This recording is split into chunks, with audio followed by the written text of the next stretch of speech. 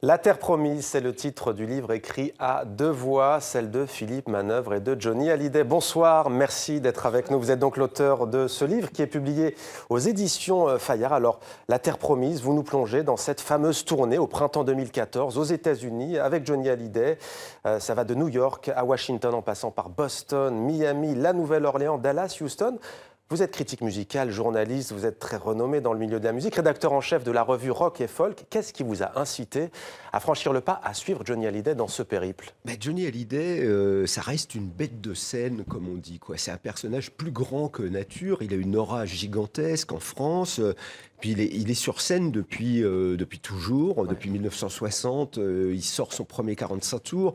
Et depuis, ça n'a pas cessé, quoi. Il a sans arrêt, il a emporté le rock dans les stades, à lui tout seul en France. Au Stade de France, notamment. Voilà, au Stade de France. Et c'est là où on reconnaît les plus grands performeurs. Donc, cette invitation de suivre une tournée était intéressante. De toute façon, c'est toujours intéressant de fréquenter un personnage hors du commun comme ça. Mais là, en plus, il voulait tourner aux États-Unis. Il y a un pays où il n'a jamais tourné. Il avait donné quelques concerts sporadiques, mais il n'avait jamais fait une vraie tournée américaine.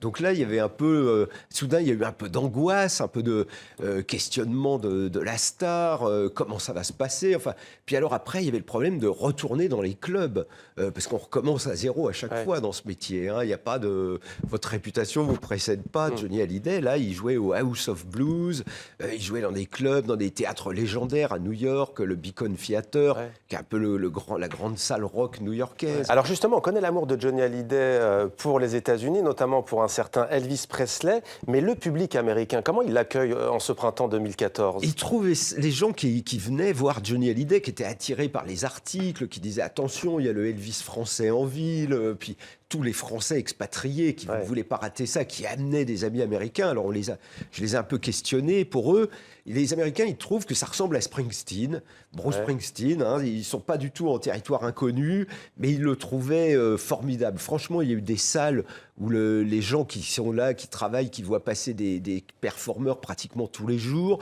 nous disaient c'est un des 3 meilleurs trucs qu'on n'a jamais vu dans cette salle. C'est exceptionnel. Alors c'est assez fascinant, vous nous plongez vraiment au cœur de cette tournée américaine. J'aimerais lire un extrait, page 182, vous écrivez « Vivre en tournée, c'est avoir toujours une cartouche de son poison préféré dans sa valise. L'acquisition d'un simple paquet de cigarettes peut mener au retard, pénalisant pour l'équipe. Vivre en tournée, c'est être joignable à n'importe quel moment, prêt à empaqueter, voire à décoller. Et vous ajoutez, vivre en tournée, c'est avoir l'œil, ramasser le sac oublié par un copain dans une loge. Vivre en tournée, c'est également compter sur l'équipe pour tout. C'est poser sa valise dans sa chambre et s'habituer à ne pas la vider. » Ben oui, non, vous ouvrez votre valise, vous la laissez là, vous prenez strictement les sous-vêtements dont vous avez besoin le lendemain et vous la refermez. Parce que le lendemain, on repart, on va voir une autre ville. C'est ça qui est excitant. Et c'est excitant parce que Johnny Hallyday, comme moi, il a une culture américaine immense, mais qu'il a acquis, quoi. Il aurait aimé naître là-bas. Il a ramené, c'est une personnalité incroyable parce qu'il a ramené l'Amérique en France.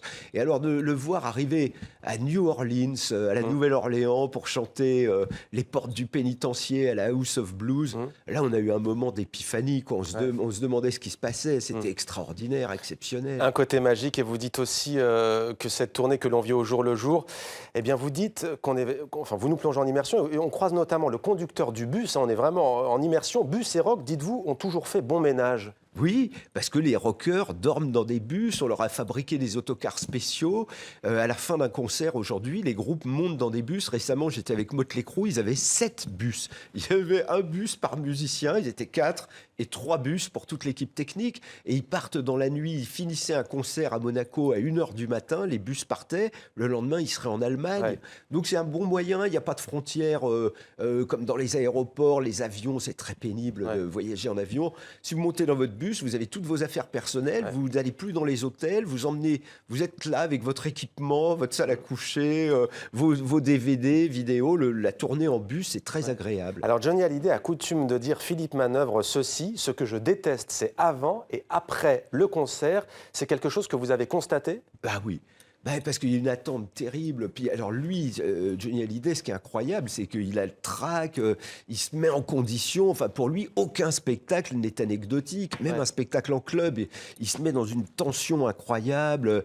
Et oui, donc il y a cette attente terrible tout le temps. C'est sa vie, quoi. Il a passé une vie à attendre des moments où, quand il est sur scène, là, il vit, quoi. Alors, il y a beaucoup d'anecdotes dans ce livre. On ne reprendra pas celle que la plupart des médias français ont soulignée, qui a été très réducteur. Merci. Voilà, les téléspectateurs liront le livre, ils verront à quoi je fais allusion. Pour autant, vous, quel est le souvenir qui vous a le plus marqué, Philippe Manœuvre? Il m'a crié dessus.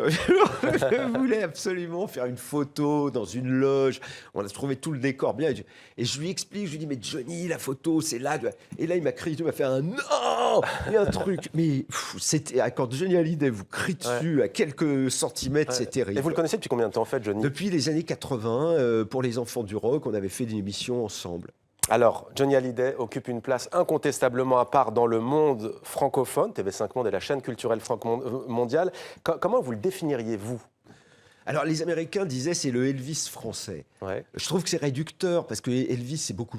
Aujourd'hui, c'est de la nostalgie rétro, c'est un son un peu limité. Johnny Hallyday, c'est quelqu'un qui emmène le rock, c'est une locomotive humaine. Et il est en train d'emmener le rock dans le 3e millénaire. Enfin, c'est affolant ce qu'il fait. Il réussit en ce moment. On parle alors qu'il vient juste prendre quelques vacances. Il a encore une tournée de 90 dates à la rentrée. Ouais. En France, mais c'est énorme. C'est une vraie performance. Dans les plus grandes salles. J'ai une dernière question, Philippe Manœuvre. Elle va peut-être vous surprendre. Pourquoi, en prélude, cette citation de Sun Tzu tirée de l'art de la guerre? Parce que une tournée, c'est une guerre. Vous réussissez votre campagne ou vous la ratez. Ouais. Et ça tient de ça. Eh bien, en tout cas, c'est réussi. Johnny Hallyday avec Philippe Manœuvre, La Terre Promise, édition Fayard. Merci beaucoup, Philippe Manœuvre, d'être venu dans 64 minutes, Le Monde en français.